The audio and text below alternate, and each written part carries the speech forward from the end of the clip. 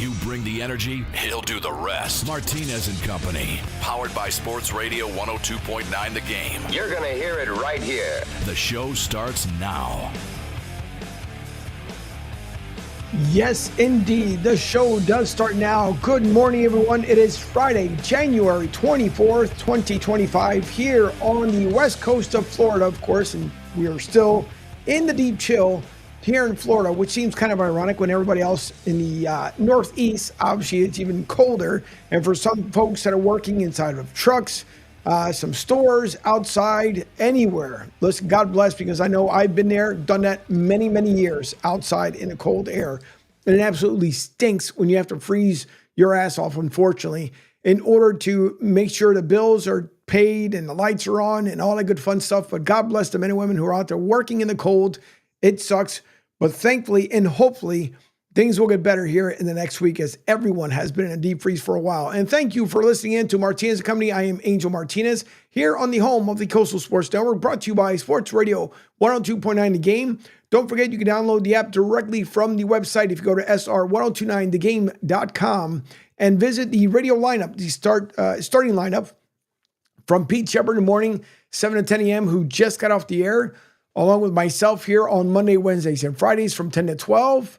And of course, my hermano, Rich Quinones, The Drive with Q, which some things that you end up learning. He'll be back in the saddle this afternoon before 4 to 6 p.m. But it was cool things a lot of times when my hermano and I have conversations on the phone, because I got to hear some stuff yesterday from his throwback days when he was at the Jersey radio station. But something that I had learned just yesterday that he had announced prior to anyone else knowing that McNabb was going to go to Washington. Of course, it's a throwback time, so that's why I'm kind of mentioning now. But it was amazing to me to hear the conversation. And then for some other particular station who didn't at least even acknowledge that he was the one that broke the story first. And as I told him, man, I wish back in the day, if I would have known, and me being across the pond, obviously, when, we say about folks in South Jersey, it's across the pond. You hear about it when you talk about folks over in London, England. But nonetheless, that's why I'm a super fan today. But not only that, because you get to hear stuff that he's talked about and mentioned about before, and you never know. I know yesterday he did kind of a little, I don't know, do I say tribute? Tribute wouldn't be it. But basically, he played some audio from his stuff from back in the day. I'm pretty sure he's going to play it some more. But it was a great show yesterday. Lloyd Vance had joined him yesterday. Lloyd, of course, his show will be back on Monday from 8 to 9:15 p.m. Usually it's him and Kevin Midget. So he'll be back on Monday. And then joining me at the 11 o'clock hour, as always, is Beeve, Jay Flannery from Bee's World. At 11 o'clock, Duncan Dad should be joining in here soon. The party line normally opens here on a Friday. So whether it being Rick or Gas Pump Guy or even, GPG Jr., as I call him now, Little Pump, who knows? The party line usually gets going after so many amount of minutes here live into the show. But nonetheless, thank you all. And don't forget, you can call or text the show at 727-858-6650, 727-858-6650. And you can also follow us here on the social medias at SR1029 The Game on Twitter and obviously on Facebook as well, even though I'm not a super fan of Facebook. But, whatever. It is what it is.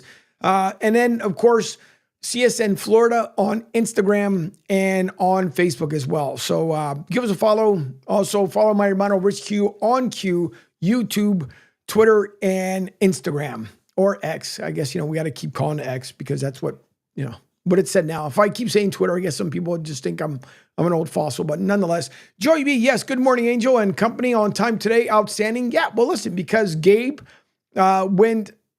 he actually went off air.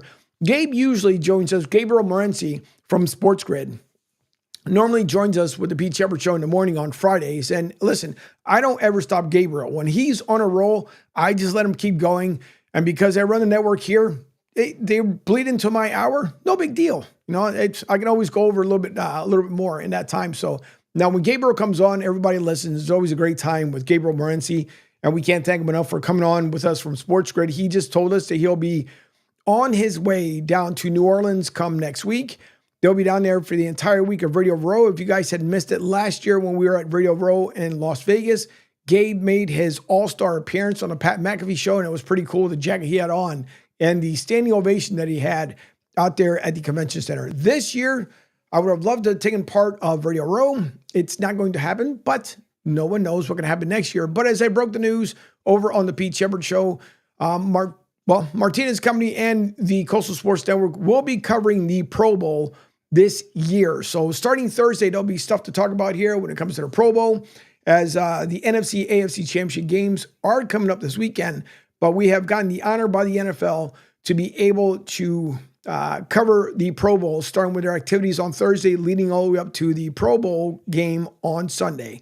And in case you have missed it, it is no longer the way it used to be. Now it's all about flag football. And some people say that the NFL may turn out to be that way in many years to come. I don't see it, but whatever's. It could happen. If it does happen, how many people will be upset? Because it's almost getting to that point right now. And I know a lot of folks have also mentioned about Patrick Mahomes and the calls going his way. So maybe if they start playing flag football, who knows? Then he would have nothing to cry about. You guys had also seen him this past weekend where he decided to flop all over the field. But that's Patrick Mahomes. If they get in, and I know the games are coming up, we'll get into it. If they get in, and who knows, maybe the Bills will be able to actually pull it out. But if he gets in, will we hear more or will we see more? Because we'll see it over the weekend. Eagles game being first, AFC Championship game following at 6:30.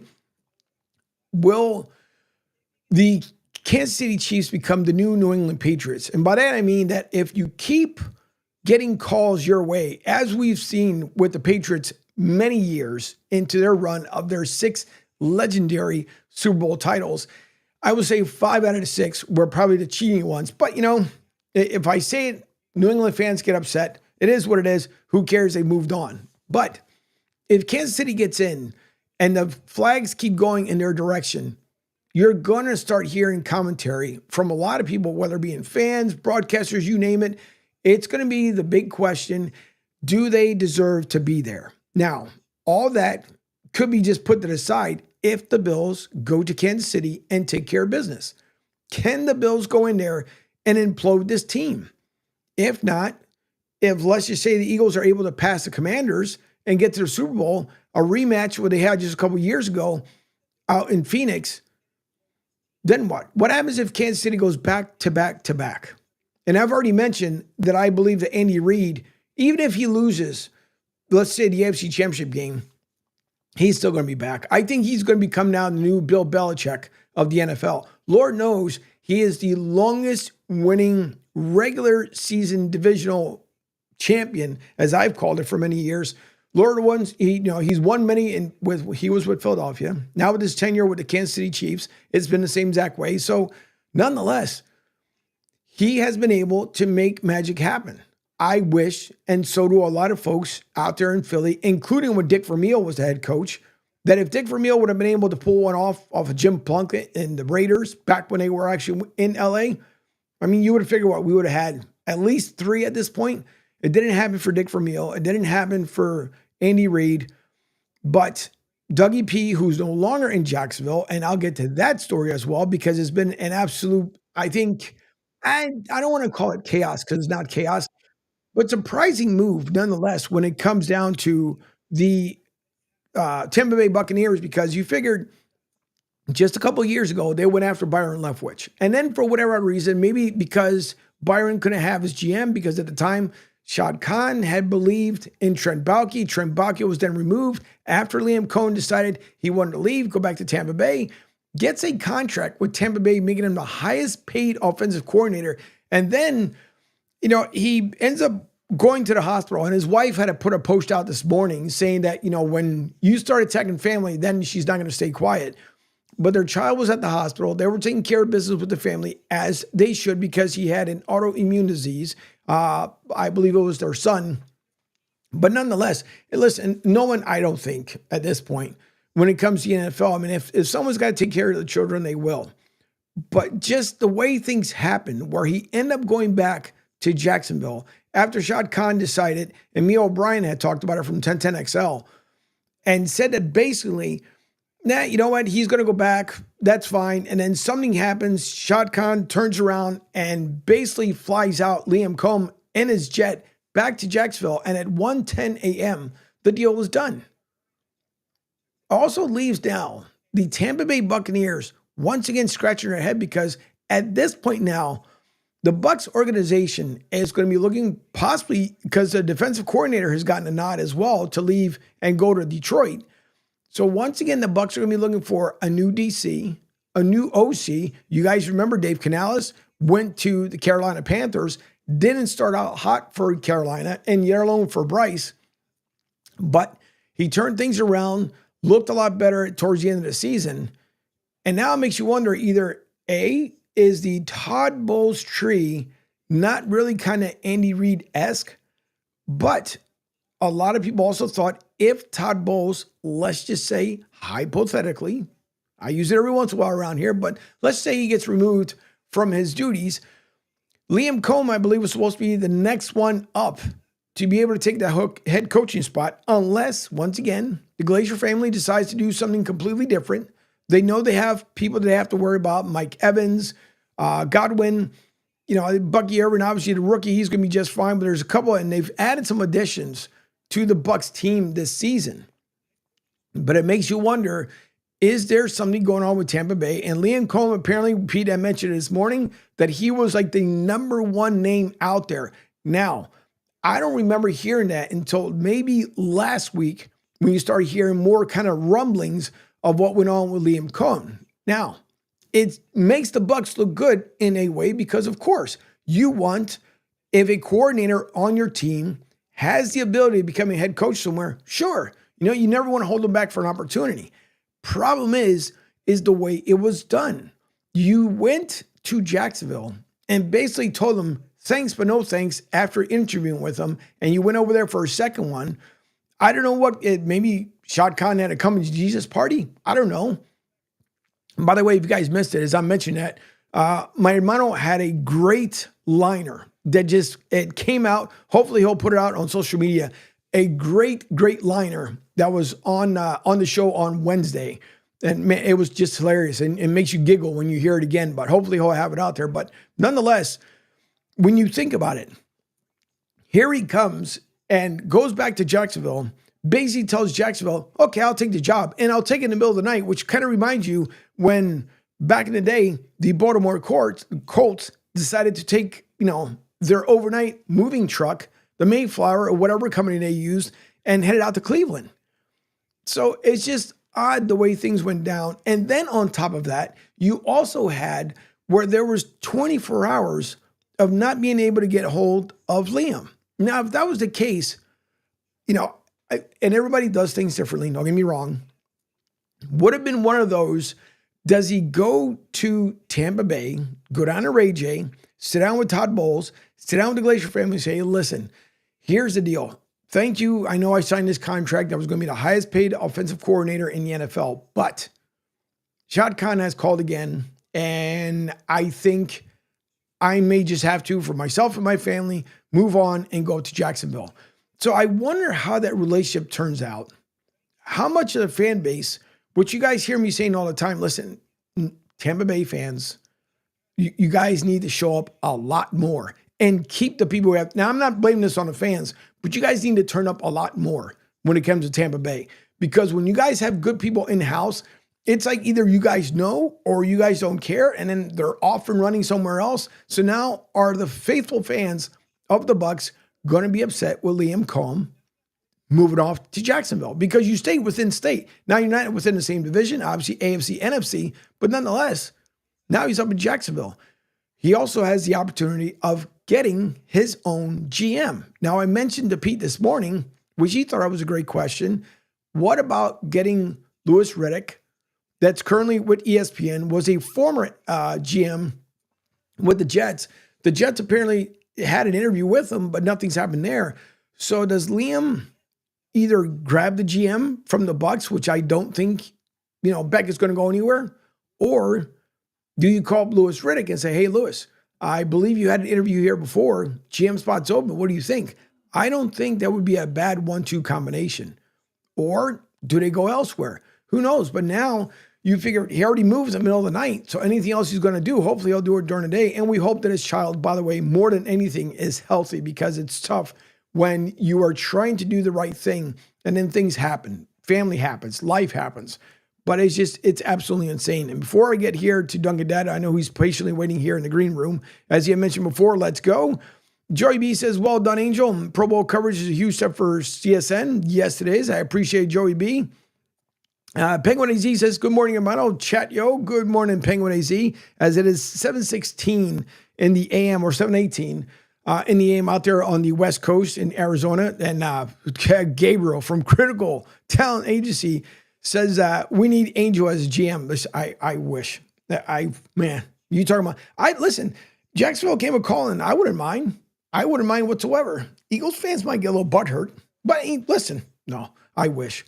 Big dreams, but I guess I can be the GM here in my own company. Lord knows that you wear many hats, but it's always fun wearing many hats because you never know what ends up happening. But nonetheless, joining me this morning, as I'm getting a friendly reminder, if anybody's here in the local Tampa region and you guys go up there to Spring Hill, better known as, oh good Lord, where the mermaids go. And my producer, she'll hear me. But anyways, the mermaid show over there in Spring Hill is canceled because it's too cold, and rightfully so, because I don't think the ladies want to go into freezing temperatures into the water. But joining me this morning is Duncan Dad, all the way up from Philly, as we get ready for the NFC Championship game. And as I just mentioned, Duncan Dad, about Liam Cohen, it's odd. No matter what, and it's been the hot topic so far this morning. Wikiwachi, there you go, Rick. Thank you very much. See, I knew somebody would be listening. Yes, Wikiwachi State Park, the Mermaid Show is not available. For those who live in the area, if you guys are going to the Mermaid Show, it's not happening today. But next week, we'll be back up in the 70s. And as I mentioned before, I'm not one of those guys that like to rush the weekend. But Sunday will be 70. The rest of the week will be up at the mid 70s. I welcome back the warm temperatures because I did not sign up for this cold crap. But Duncan Dad, Liam Cohen, the overnight story, literally, that's now come to fruition. It's just, to me, it's a little head scratching. I want to say like mind blown because it's not that big of a deal, but nonetheless, it's still kind of in the middle of the night type deal. They fly the jet down to Tampa, jumps on, heads out. The Bucs can't get a hold of him. I mean, good or bad for Liam Cohen? Wow. I was definitely taken aback. I was up at that hour for some unknown reason and got a text from one of the other guys, and he's dropped it. Cohen, he's leaving. I'm like, what are you talking about? And then, of course, I jump on all the socials. I see what's happening.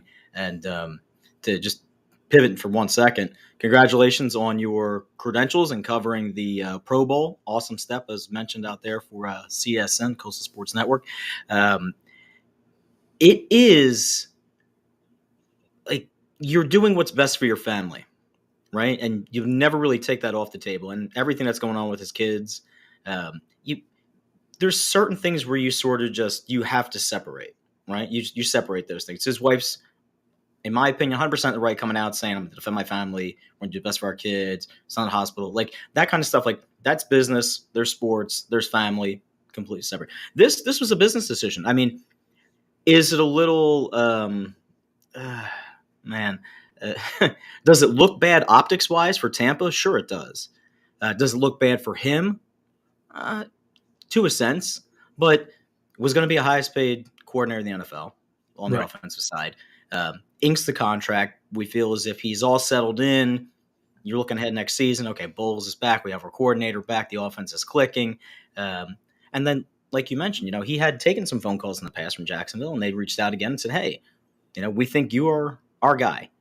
And the offer was what he wanted, and he made that decision to go.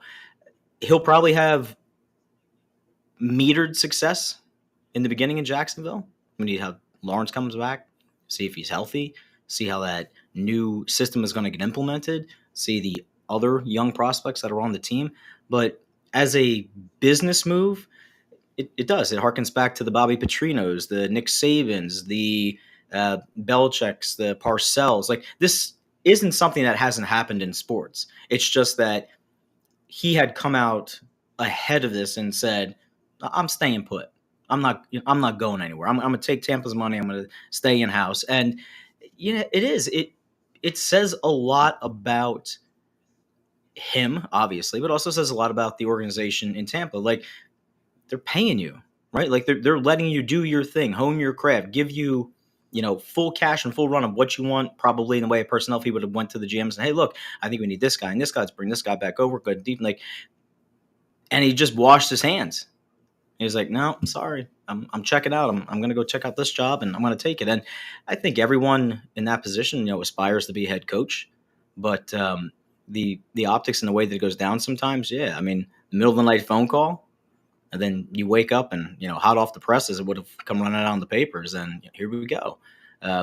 Again, Tampa now, we're less than, we got April 25th. So about 60 days plus or minus. So you get to the draft. Now they're concerned about who's going to be our offense coordinator. So like this throws a huge wrinkle into Tampa and the way that they're moving forward. And do I blame the guy?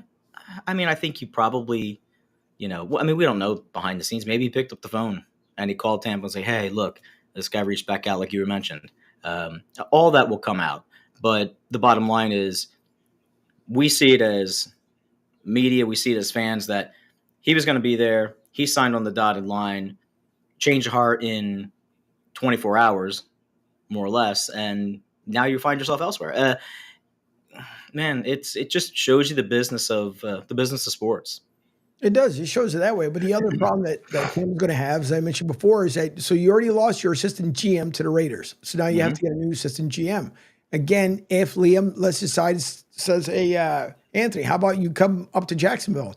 Then you're looking for the duo now, assistant and new GM. But on top of the DC has been nodded to replace the outgoing one in Detroit. So you really have now yourself kind of a little bit in the pickle because you got to figure out what's next. And, no matter how much you try to plan for things, there's times everything just happens so quickly. And when you think you have time, I don't care what you're setting up, whether it's marriage, a trip, whatever, the time flies really fast. So now Tampa, not only do they have to worry about some off-season signings that have to get done, hopefully, again, they lock in Mike Evans, but now you have to figure out, okay, what's going on here? And then do you have, listen, don't get me wrong, the Eagles had the same problem when Nick Sirianni had taken the boys to the Super Bowl, and yet alone when Dougie P went to the Super Bowl, the team was dismantled. We had guys that were just taken away. Yep. But on the flip side of that too, in Jacksonville, which kind of makes you really think, I understand, like when Dougie P came there, I really thought like, okay, Dougie's going to get what he wants, what he wanted to do in Philly, but they wouldn't allow him because he had to be a yes man for the Eagles and chose not to be. So now you have the thought of, was it all truthfully Dougie P's fault for the fallout the way it happened in Jacksonville, or because we know, for example, Howie is well involved every single game with the Eagles. So how much could have Trent Baalke been also the fall to the Jaguars and Dougie P? Oh, absolutely. I mean, it was, they kind of kicked the can down the road, so to say, with Peterson this year. Probably could have pulled the trigger sooner in letting him go, but they rode that all the way out to the end. And honestly, like, no one did themselves any favors through that process, right? I mean, Peterson coached, he went through, the coaching motions. I'm sure, he was giving his full 100% or whatever, but he knew this end was in sight, right? So we know this end is coming. Now here's the GM who's got his hands in everything, like a lot of these other GMs do. And how much you given, how much you taken, what's going on in his mind that you're trying to set up, down the road. And to your point, now that Cohen is there in Jacksonville, that opens up a whole other, ball of wax when he can pick up the phone and say, hey, I know you're my assistant down here in Tampa and you guys are, kind of like my guys. You want to come up to Jacksonville? I'll make you, and give them a bump, right? Maybe make them the coordinator, maybe make them assistant coordinator, whatever. So this ripple effect that happens when these coaches move and they take their personnel with them, completely, and in this instance, like drastically overnight, changes the identity of a team. I mean, Tampa's in a spot right now. Jacksonville's going to be building and pulling stuff in. What happened with Detroit? Listen, Detroit is not going to be the Detroit that you saw this year. You don't lose both of your coordinators and come back and repeat what you just did. Correct. But it's business, and these GMs now, they zone in on their guy, or they zone in on where they want to go. There's a reason why Louis Riddick hasn't signed to be someone's GM at this point. He's patiently waiting for that right position for him to go, because he knows when he gets there, he's going to do exactly what Baldy did. He's going to do exactly what Howie did. He's going to say, no, I want my guy. I'm bringing in this personnel. This is the way we're going to do it. And eventually one of these teams will find it valuable enough and give them the keys to the kingdom. But it's such a fluid business that we woke up when we were kids and we find out that, Art Modell is hauling a team across country, right? You see the big rigs, whatever they're driving. Oh my God, where'd the team go? Up and take them out of Baltimore, right? Set up shop elsewhere. Now this is happening live in real time. And that pause that used to be there where we could all collectively digest what have happened and explain what happened, and hey, maybe there was other circumstances going on, maybe he really wanted to be there and he was going to take a lot of money from, but he really had aspirations to do this over here.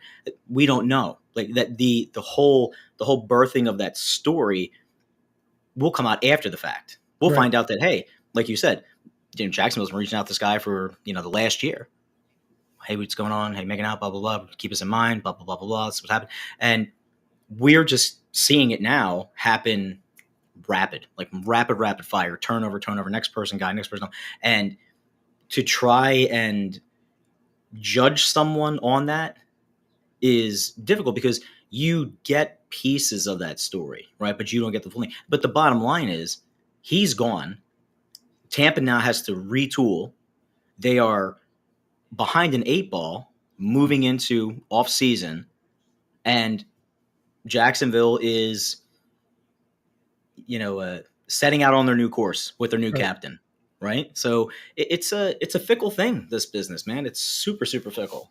Well, I know the reason why it actually happened, because Shad Khan, somewhere around 10:30, 11 o'clock last night, decided to have himself a fresh roasted coffee from freshroastedcoffee.com, and he put in the discount code MAC20. And once he put in that code, he was like, yep, I'm getting myself a Brazilian or a dark roast or something else. But in between there was that Liam Cohen coffee, and he decided to grab it from freshroastedcoffee.com. That's why the reason why the business ended up happening the way it did, because he just woke up, put in that discount code, and he was off and running. So discount code MAC20, freshroastedcoffee.com. It's cold outside, but Shad Khan had just warmed up the Jacksonville Jaguars by a fresh roasted coffee cup that is absolutely fantastic. If you guys have not picked one up, check out the website, freshroastedcoffee.com, MAC20, as in Michael Alpha Charlie 20, for your discount code on your first order and orders after that. But yeah, it makes it super, super interesting, because at this point, truthfully now the Bucs have to have some sort of meeting and they have to figure out, okay,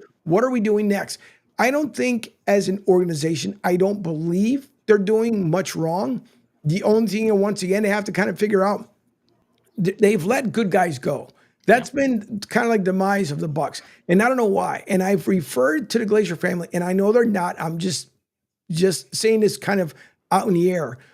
Peter Angelos with the Baltimore Orioles, we've all known for years. I mean, when he first had the team, he tried to do everything he possibly could to make the team successful. And then he went into this goofy era of, I'm just going to take your money. You're going to show up to this game. Oh, and by the way, I'm putting garbage out there on the diamond. And fans end up buying it because, granted, the 2, 3, 4, they end up showing up down there at Camden Yards, which is, by the way, a beautiful ballpark down in Baltimore. But the whole thing is that now you're in Tampa. You're trying to figure out what's next. And when the Savannah Bananas sell out in less than an hour, where you can't produce the same thing with the Bucs, yes, it's apple and oranges, but you got to really figure out, what are we doing or not doing correctly? And if we are doing things right, that's all fine and wonderful. But now, do we have to look at our head coach? Does Todd Bowles have possibly something to do with it? Because it's another early out for the Bucs again, post the Tom Brady very small 2-year era. And you haven't done much. You have Baker Mayfield still wondering. I know he got, I think he's up on his second or third year of the deal they end up making, but you're not going to draft. I don't think it doesn't seem obvious. You're going to draft a quarterback in this year's draft. So now you have to figure out, okay, how long are we keeping Baker? And on top of that, now figure out our coordinators. Is Todd Bowles the answer going forward? Or are we going to go through another season that here comes Todd Bowles and he mentions, practice was good. It's the same regurgitation of words, but in the end, the product you put out in the field is not the same thing you talked about on Monday or, Wednesday training camp or Friday training camp. It's almost like Nick Sirianni, the same exact way. He made, I don't know what goofy reference he had made this morning. And Nick, listen, I love my birds. Honest to God, I love my birds. And I've been probably the harshest critic all season long. But some of the stuff that he says, that to me is not even mind blowing. It's mind numbing because it just doesn't make any sense. Now, Jalen Hurts at practice, some people are making a big deal about it. Whatever. If his knee goes down, hopefully it doesn't. But I have full faith that Tanner McKee can come in there and get the job done. We still have Kenny Pickett, even though he's got, a couple of busted ribs. But we hope not. But still staying within the Tampa Bay situation right now, they really have to start figuring out what are we going to do for this next upcoming season, because April literally is right around the corner. We're already at the end of January, which basically leaves you February. And thank God, I guess the boys of summer are coming back because we're less than 2 weeks before they come back down here to Clearwater. So it's just going to be a real interesting take and a real probably hot take when it comes to the Bucs. Yeah. There's nothing like being an NFL head coach if that's your aspiration, right? So I take that with a grain of salt. But now that you have moved on from that, you do need to focus on what potentially is awry within your organization that people are either jumping ship so quickly or looking for something else. Like, what direction is Tampa going in right now? And I think that's probably like the biggest question for that organization within the four walls when they sit down with their coaching and their staff. Like, are we really moving forward with Bowles? Like, okay, we can keep Bowles because, well, we had Cohen, right? Like, one covers up for the other one in many ways. Now, in this situation, you are completely exposed. It's Bowles, right? It's going to be him. We need to retool everyone else. And we know it sounds like we're beating a dead horse, but it just shows you how much emphasis really needs to be placed on. And we talked about this on the other program the other day. The makeup and the character and the camaraderie and the vision shared by everyone within that building. I know sometimes Sirianni gets a little loopy with his things, but for whatever way, people in that locker room buy into the way he dishes it out. And to the best of my knowledge, everybody has his back. He sticks up for everyone. He falls on the sword. Maybe he deflects from what's going on. But within that group of guys and within those four walls, they have a clear person that they can turn and point to. Sure, there's more. Sure, there's Vic Fangio. But here's our guy that's taking us on to battle, into battle. Can you say that about Bowles in Tampa? Like, organizationally, can you say that? Like, can you put your hat on that guy and be like, okay, if everything else goes to crap around me, this guy is going to be holding it down. And you're right, with all of this transition that happens consistently, right? It's not that people are, it's not the Cohen's like, hey, I've been here for 15 years and, now it's time for me to take my next step. It's like, hey, been around here a few years, I'm gone. Now, that happens nowadays, right? People up their career, build their resume, move on to the next best thing, But it just feels as if organizationally, they weren't prepared for this to happen in any sense whatsoever. And to your point, again, you have a great organization, Savannah Bananas, great draw, very exciting, fill stadiums. On the other side, you look around, you're like, hey, why do we have empty seats? Why is our fan base not as energized as this traveling, this traveling baseball team? What aren't we doing to communicate to the people under this umbrella that we're all about this X, Y, and Z? And it's the right people. Like you have to have the right people doing it. And unfortunately, or fortunately, it starts top down. I mean, you see what happens in Dallas. You see the way that GM runs stuff. Yeah, it's just Dallas sucks. Well, yeah. Well, I mean, obviously, it's a good cheap shot to take. I mean, we love Jerry, but when you have someone who is not really in touch and in tune with what's happening, this is the aftermath that you deal with. And Tampa, unfortunately, like they find themselves in this position more times than not, right? Usually after big wins, coaches retire, coordinators go away, blah, blah, blah. But there's usually some consistency that holds true with these organizations and these teams. And right now, if I'm Tampa, my headset before all this was like, okay, Cohen's coming back. The offense is clicking. They're going to pick up somebody on the defensive side to kind of shore up their middle coverage area. Another year with Baker. He'll be way more proficient. Godwin's going to come back. Evans will probably be back. Bucky and Shepard full on another year. They had a full season underneath their belt, right? Ott will be healthy. Like it's a contending team. And it doesn't eliminate the talent that's on the team. But again, like the voice that you hear, the person who is directing it, that can change someone's performance drastically. And you can go from being, we're on board, everything is great, we're all hyped up, and then you turn around and you see this guy, insert whomever, and you're like, all right, I guess we're going to do this. All right. And it just snowballs and snowballs and snowballs. And the NFL is one of those leagues where you don't have a lot of margin for error, right?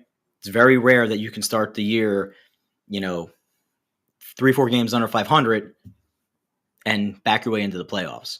The teams are too good. The teams are too good now. And I just feel as an outsider looking at Tampa, I'm like, man, like you guys are kind of lost for a minute. And I hope you get it together because personnel-wise, you have good personnel. But organizationally, man, that's a sucker punch. That's a gut punch, man. Now, did you? I'm trying to clarify this for a second. Did you say back your way or back your play? Because if it's back your play, you can look under the drive with Q under the starting lineup and look as latest rewind for back your play. But I think you may have said back your way. Back your play, back your way. It's all interchangeable. We're crossing over all the programs today, bringing them all in. Exactly. No, but listen, my motto, we're going to take a quick break. I know Gas Pump Guy is patiently waiting on the phone here, but we're going to take a quick break for some local stuff. And then we'll quickly come back. Don't forget the Drive with Q. And speaking of, maybe there's something new with the Drive with Q. I just throw that out there as a teaser that may be coming up. Also, the merch store is almost done. Maybe it'll be done by the time my hermano comes on at 4:00, but we'll see. But the merchandise will be out here shortly. I think you guys are really going to take a nice look at it. There's a pair of boxers that you can purchase that has Gas Pump Guy's face on it. I don't know why. It was kind of weird. I don't understand why, but of course I'm goofing around about that one. But no, there's going to be some merchandise out there. I think you guys can end up enjoying it as I tease Gas Pump Guy here before he comes on. But you are listening to Martinez Company here live on the Coastal Sports Network on a Friday. Yes, NFC, AFC weekend, as we hope that your teams, whoever you root for, ends up on the winning side. So we'll be back. We'll take your text and calls, 727-858-6650, 727-858-6650. And of course, you can always make your comments live on the social medias. And don't forget to visit sr1029thegame.com for all the latest content out there. So we'll be back. You're listening to Martinez Company on the Coastal Sports Network.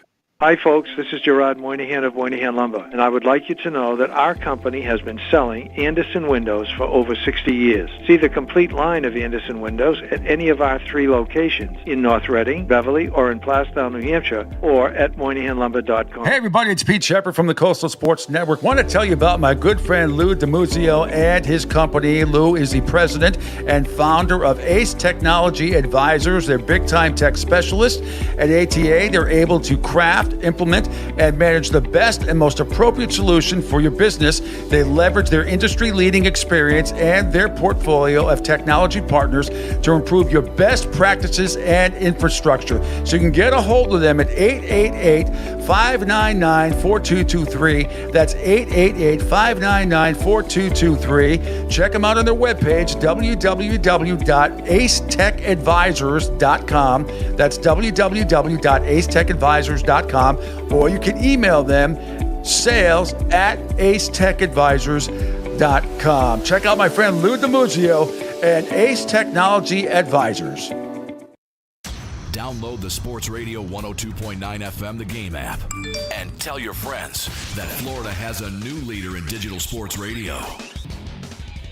All right, welcome back here in the first hour, 10:43 a.m. here on a Friday. Thank you for listening in to the Coastal Sports Network. By the way, thank you all who tune in not only here stateside, but overseas, and the men and women from our armed forces. We've had some great numbers this week, and yet alone for the month of January. We can't thank you, the listeners, the ones who patronize our website, sr1029thegame.com. We do appreciate everyone who tunes in. And speaking about tuning in, of course, in our weekly segment, it comes up. It is Gas Pump Guy down there from Fort Myers. And Gas Pump Guy was so upset this morning that he started walking to Jacksonville. And I think the only furthest he's gone so far is Tampa. But nonetheless, it is GPG. GPG, good morning, sir. Good morning. Good morning, everybody. I got to say, before I start off, I got a rare sighting today. It seems like there's a big ball of fire in the sky today. I don't know what it is. Maybe you can help me out there, Angel, but I haven't seen it in like 3 or 4 days. Oh, yeah. Listen, we've all been waiting for it. Pete talked about it this morning. We've been in the dark here. It's finally blue skies. I'm looking out Studio A window here. It's finally blue skies. We have not seen blue skies in over 2 weeks. I swear I started feeling like Seattle, Washington. I don't know how they do it. 362 days out of the year, it's freaking dark and gloomy and out there in Seattle. They only get 3 days of sunshine.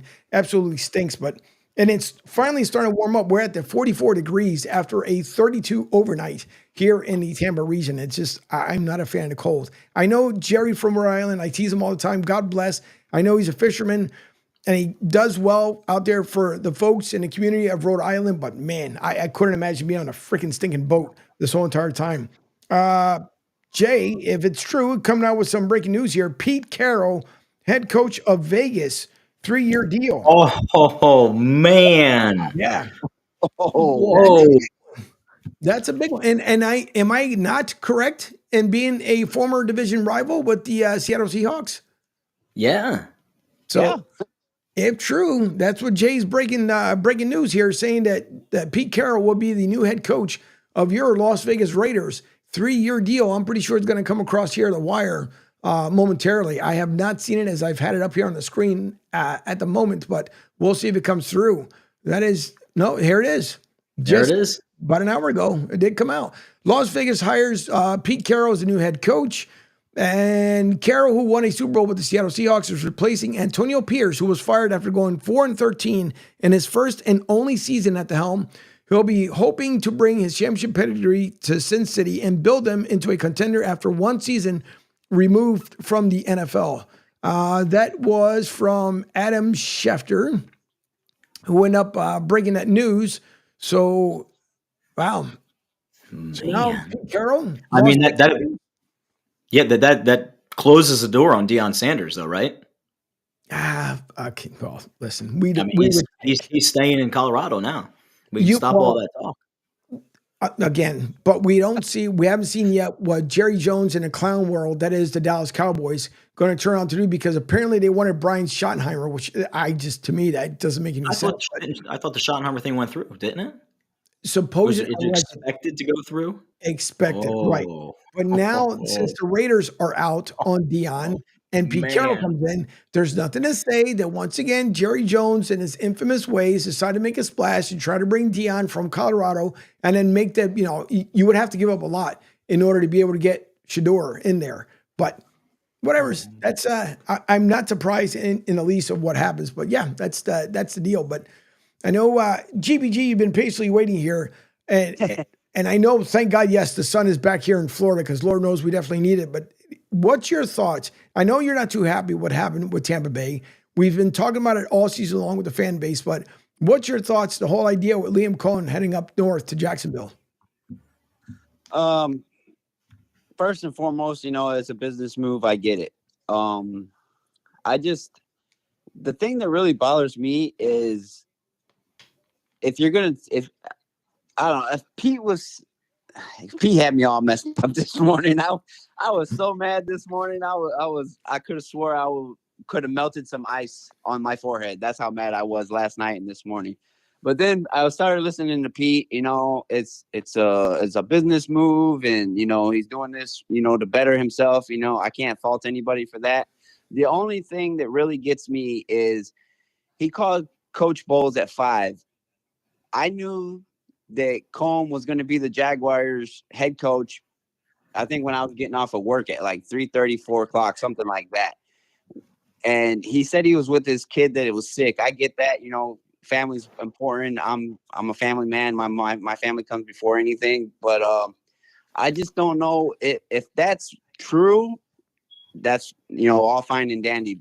But if it's not true, that's my major problem is if his son wasn't, or if kid wasn't really sick and he wasn't really at the doctor's or whatever, it's to me, it just doesn't seem like something you want to throw out there. Because for me, karma comes back. We've all said things that wasn't really true and something ends up happening and, whatever. But that's the only thing that really gets me. I wish he would have stayed. It sucks for Baker because now he's got to go through and get familiar with another OC. And it's just like Duncan Dad was saying, it just seems like a reoccurring thing. And me, the only consistency is what me and you have been saying all season long. Todd Bowles is he's a good head coach, but I just don't think he's the head coach for Tampa. And I seriously, after that mistake of a doink that went the wrong way, whatever, but my problem with Todd Bowles is his time management is not very good. And sometimes some of the decisions that he makes doesn't seem like he's all in it or it in to win. I mean, everybody wants to win, but he needs to make better decisions. And if we get another OC and same thing happens next year, how much longer are we going to keep Todd Bowles? Let's just finally cut cord and get a whole new. I mean, it's going to be hard now that we got to get an OC. So I guess we're stuck with Todd Bowles again for another year, and hopefully we can find an OC that helps Baker make the next step, I guess you could say. But Baker was playing phenomenal. The whole offense was playing great. Everybody seemed to have really good energy. And now that seems like they just flattened all 4 of my tires on my work truck, and now I have to walk in the cold to work. That's what I feel like right now. That's all right, though. But to put kind of that little speculation to rest, it was about 3 hours ago. This is by Nick Geddes. He said Liam Cohen's wife fires back at speculation about complicated situation involving the Jaguars and Bucks. And according to Ashley Cohen, his wife, she said the wife of soon-to-be Jacksonville Jaguars head coach Liam Cohen, which we know that he is now, took to social media Friday morning to fire back at the misinformation which spread. Why? There's certain words. Listen, someone lied. All this disinformation, nonsense, ridiculous. Yeah. But whatever. They put misinformation which spread about their family the day prior. Cohen woke up Thursday still offensive coordinator for the Tampa Bay Buccaneers until this morning at 1:10. After withdrawing his name from the Jaguars coaching search on Wednesday, Cohen agreed to return to Tampa Bay under a new contract that would make him one of the highest paid coordinators in the NFL. But he never signed a contract, and as of Thursday, came close to, which was clear to Cohen that he had a change of heart. Now, here's what Liam Cohen's wife had stated was, and where was it? It was up there earlier. Here's her statement. She said, she explained that their son was in a hospital seeing a specialist for his autoimmune disease. This is quote from Ashley Cohen. I hate I even have to say this, but when people are negative about my kids, I will not be silent. Our son was sick. We were at the hospital yesterday seeing a specialist for his autoimmune disease. Please don't spread misinformation and assume because you heard one side. So That's what she had put out there. So for anyone to say, listen, I'm not questioning his wife, especially when it comes to kids. Again, you never no. put kids into play. But, she had to come out there and make a statement because he is just currently under fire, no matter which way you look at it. He is definitely under fire. But no, I can understand you being a Bucs fan for a long time. And again, you've been reporting on the Bucs all season long, but this is now really where the Bucs have to take a look. And yes, Baker Mayfield once again is looking at yet another new coordinator. This is why the question I arose where it comes down to, is the Glazer family starting to become the new Peter Angelo's family of the NFL? I would hope not. Honestly and truthfully, I would hope not. But it's just odd to me that you're getting coordinators that are leaving. And again, it's different. If they are being successful, yes, Dave Canales, definitely a successful OC where he goes to Carolina and makes a difference up there in North Carolina. But at this point, they really have to grasp the straws and figure out what to do next. Now, if they need somebody, maybe they can take away Big Dom up there from Philly and pull him down here to freaking Tampa because I'm tired of seeing him as well. Hey, We'll switch gears, but don't you bring your bad juju stuff over here, buddy. it's not. Listen, mine. It's freaking. He's got to be in a spotlight every single time. It drives me absolutely bananas when he's constantly standing around. Like I have to be. You go into halftime or you come out at halftime. There's Big Dom. I can't stand it. Honest to God. But whatever. Nick Sirianni's going to have a lot to prove here coming up on Sunday. But that if you take a look at it, what happens, GBG? Just hypothetically, again, if they decide to grab Beck, the GM, and then ship him out over to Jacksonville, how much would it really start looking kind of the other way for the Bucs organization? What do you I don't understand what So the current GM, what happens if Liam decides to call and your current GM with the Bucs and say, hey, why don't you leave here and go up to Jacksonville? That would really stink because Jason Light has been doing a phenomenal job in the draft. He's doing really good. He's hit on late rounders as of that. I mean, we're division champions, so we're not picking in the top 10 or top 15 or anything like that. So, he's been really able to hone in on some talent and get it into the team and make it work. So if Liam Cohn can get Light to the Jaguars, I think we're in a big world of hurt. And then to have Todd Bowles, I hate to keep harping on Todd Bowles, but I don't like that dude as our head coach. So if Jason Light leaves and then we're just stuck with Todd Bowles, I would be very devastated and upset. I'd still watch, but I would definitely be very upset and not very happy about it. And then the Jaguars would probably turn around and do really well because I really like Light. He's a really good GM, and he's done some really good things for the Bucs. So if that happens, we're in an extra world of hurt more than what we are right now. Yeah, I just, to me, it's one of those things where it's the Bucs have to do. They're going to have to do something to keep people in house. They're going to have to do something. And if it's the GM having a talk with the ownership group, I don't know what it's going to end up being. Start out with your fans first. Bucs fans, you guys need to show up. I've been saying it now for the past couple of years. I don't know how in the world you allow the opposing team to come into your house and buy up 80% of the seats, and you guys are only buying 20%. I mean, it just doesn't make any sense. The only time they had a couple of sellouts was when TV12 decided to come down here. Since then, I mean, I don't – listen, Baker Mayfield has been the premier quarterback since Tom Brady's been gone. You can argue until the cows come home. To me, in my opinion, he's been the premier quarterback for Tampa Bay. And now the Bucs are going to have to decide, too, what they're going to do during a draft because who's our backup there again that I keep talking about? He's not, huh? Trask. Trask. Kyle Trask. So it's the same thing. He needs to be like the practice to the practice squad. No offense to the kid, but he's not a backup QB. He's like QB that where was he at last week? He was at Publix. All right, can you call Publix and tell them that we need him on a training squad? Because it's not even a practice squad. I mean, he hasn't proven himself. He was supposed to be the one to take over for Tom Brady, but he didn't. And then he didn't prove much either last preseason, this preseason. So the Bucs really need to figure out who's going to be the replacement backup for Baker in case Baker goes down. Because right now, truthfully, the Bucs don't have that real stud to come in there and back up Baker Mayfield. But we'll see. It's the offseason will prove otherwise. And who knows, maybe if Baker's up there, I'll ask him when I see him in Orlando. Probably not, but things happen. But along with that, you also had Robert Griffin III, who suggested that the Cowboys should once again talk to Deion Sanders, since the Raiders are shut down at this point, with Pete Carroll going there. Then I don't know. To me, and I've said this before, I'm pretty sure Mario Mano, the Drive with Q with Rich Quinones at 4 to 6 p.m., he'll probably talk about it as well. But I don't see Deion Sanders as an NFL coach. I don't. And he already had mentioned that if he was going to leave for Colorado, it was going to be for one of the Florida jobs in college.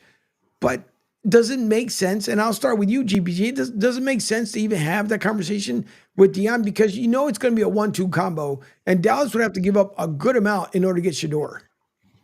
Yeah, I mean, I just don't think the thing with Deion is I think he's got too big of a personality for Jerry to handle. I mean, he was on the team way back when, but things change, and he'll upstage Jerry. He'll take Jerry's spotlight, and I don't think Jerry would be very happy with that because he loves being in the spotlight. He loves to hear himself talk, and to have a coach like Deion, I don't think he's NFL material. He's a really good coach, don't get me wrong, but it's a whole nother level when you go from college to NFL, and I just don't see it working. It's like water and oil. They're gonna bat heads too much, and it's just gonna cause more of a rip and more tension in that locker room that Dallas does not need right now, to be honest. It shouldn't be. I just think, to me, again, it is a distraction. If you're going to bring Deion in there, it's going to be a major distraction. But now Jerry really has to start thinking, who does he have? I mean, you hung on to Mike McCarthy until the 13th, knowing daggone well that he already got rid of his contract. He was done. So they just did it so that Chicago wouldn't be able to talk to him. Chicago, made a case for a guy. They got who they wanted from Detroit. But now it just leaves everything out in limbo. And I don't know who would want to come out there. And we know Belichick right now is still at North Carolina, and he's holding up to his end of the bargain by saying, I'm going to stay there. My son, who's going to be the eventual successor, will be with me. But the only way, even if Belichick would have went to the Jaguars, it would have to been without Bulky there. So I don't think the conversation will happen again between Jerry and Belichick unless it's really, really done under sealed doors. I don't see that happening, but I believe Deion stays in Colorado. But again, who am I to say? Because we never know what happens in the middle of the night, literally. Now, switching gears as we are quickly approaching 11 a.m. here on the East Coast, 8 a.m. on the West Coast. You are listening to Martinez Company on the Coastal Sports Network, brought to you by Sports Radio 102.9 The Game. Don't forget, you can download the app and listen to all the great content here by visiting sr1029thegame.com. And as GPG does here on Fridays, you guys can call or text the show 727-858-6650, 727-858-6650, and leave your comments here on the social media. So we are going to start out on the AFC side of the house. I'm quite sure Beeve should be joining here as he does normally on Fridays. But starting out on the AFC side of the house, we have the Buffalo Bills versus the Kansas City Chiefs. You guys had heard me saying this earlier. If Kansas City, unless Buffalo goes into Kansas City, and I can't stand that goofy chant. Nothing against our beautiful Native Americans. It drives me, even when the Atlanta Braves do it, it drives me bananas. But nonetheless, when it comes down to it, KC, Buffalo, in order for Buffalo to prove all the naysayers wrong, one is you have to finally get over that hump and be able to make it in there along with Sean McDermott. The other thing is, too, to be able to shut down and shut up KC, it can't be a close one where, once again, flags are going to be thrown KC's way. So it has to be Buffalo comes into town. Josh Allen takes care of business, and both teams can do it on the ground and in the air. So this is definitely going to be a battle of inches on the gridiron. But GPG, I'll start with you first. What say you when it comes down to the AFC game, which will be happening at 6:30 on Sunday? I'm rooting for Buffalo. I hope they win. It's going to be tough playing against the Chiefs and the refs. So Hopefully they can pull it out. Duncan Ed. Yeah, I mean, transparency and honesty, right? Yes. It's going to be, it's the marquee game, right? It's that, if you want to be the best, you got to beat the best. And all year we've been talking Josh Allen, but there sits, lowly Kansas City, number 1 seed, AFC at home. They have a way of doing what's necessary to win games. And Steve Spagnuolo in these games, he knows how to game plan against anybody, really, and he makes adjustments. I feel the advantage in this game, aside from what we all joke about, the coaching, the coaching on Kansas City side is just really, really seasoned. I think they're going to try to just contain Allen. They're trying to have like really methodical drives if they can. And Travis Kelce's going to find himself open. He does. He was waiting for this time of year to show up. Reed's going to have some wrinkles in the offense. Going to catch somebody, sleeping on the outside. But yeah, it's enough of the EXO put up, shut up, talky time with these two teams. You've got the best two teams in the AFC. They're going at each other on the home court for Kansas City. Let's go. Let's go. Is Kansas City going to be able to stop Josh Allen? Is he going to be able to improvise enough? Do they have enough out of James Cook still left in the tank? How's it going to match up? What's Spags going to do? Andy McDermott? It's everything that the NFL wants. Honestly, I think they would rather have these two teams in the Super Bowl, but a lot of times you get championship games and it turns out to be the more marquee of a matchup. But yeah, it's going to be something. It's going to be something, man. I'm looking forward to that game just to see, does Buffalo get over the hump? Well, also joining us here as he does on Fridays, Beeves World, and you guys can listen in on Mondays and Wednesdays from 6 to 7:30. Jay from Michigan. You can't even call it the U anymore. I don't even know. What do they even call it anymore out there in Michigan there, Jay? Say it again, Angel. I'm sorry, I didn't get you. Usually, obviously Michigan, every once in a while somebody would come up with the chant, the U for Michigan University. Is there anything that really goes on with Michigan anymore? What's the super chant for Michigan? Oh, the Victors, obviously. The most famous fight song ever written, by the way. The best part about that is we played that the last 4 times we played Ohio State. So it's really interesting.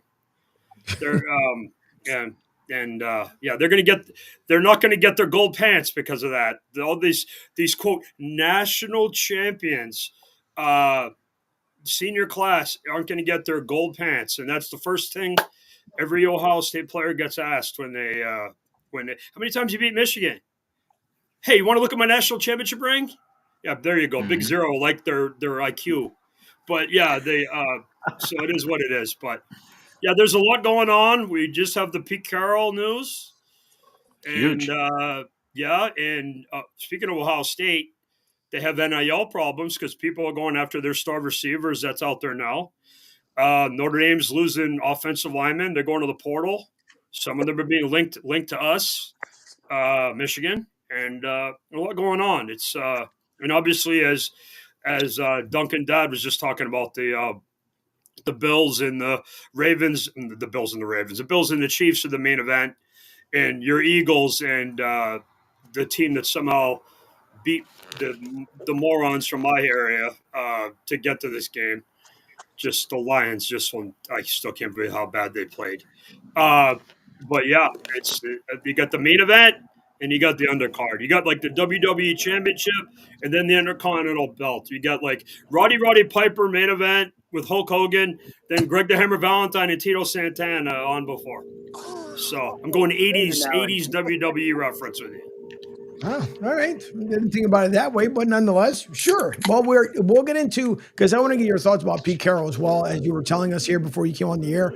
But get into the AFC divisional or AFC championship game, past the divisional, as you just mentioned, the Ravens. Here we are back again in Kansas City once again. Last year it drove me nuts when people talked about Can Patrick Mahomes do it on the road? If you do it during the regular season, you can do it during the playoffs. That's the way I saw it with Kansas City last year. But here we are, Buffalo once again at the pinnacle point where they can get back to their Super Bowl. We've seen this team where they went 4 times in a row to the AFC Championship game, yet to be friggin' beat. So is it time now, Beef, for finally Josh Allen, Sean McDermott to be able to make that Super Bowl appearance in New Orleans? I hope so, but I don't think it's going to happen, unfortunately. Let me explain a couple things. Sure.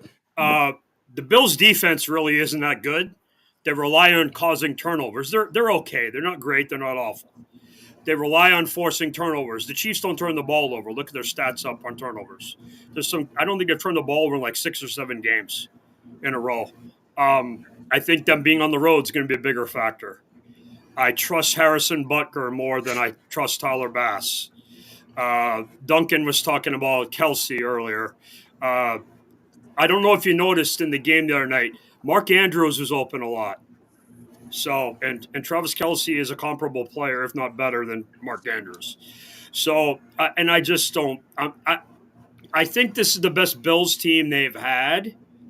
It's hard for them to vision them going in and beating the Chiefs. Now, the Texans did a really good job last week, and they have some things that cause the Chiefs problems. They have really good edge rushers. The Chiefs' offensive line situation is not ideal.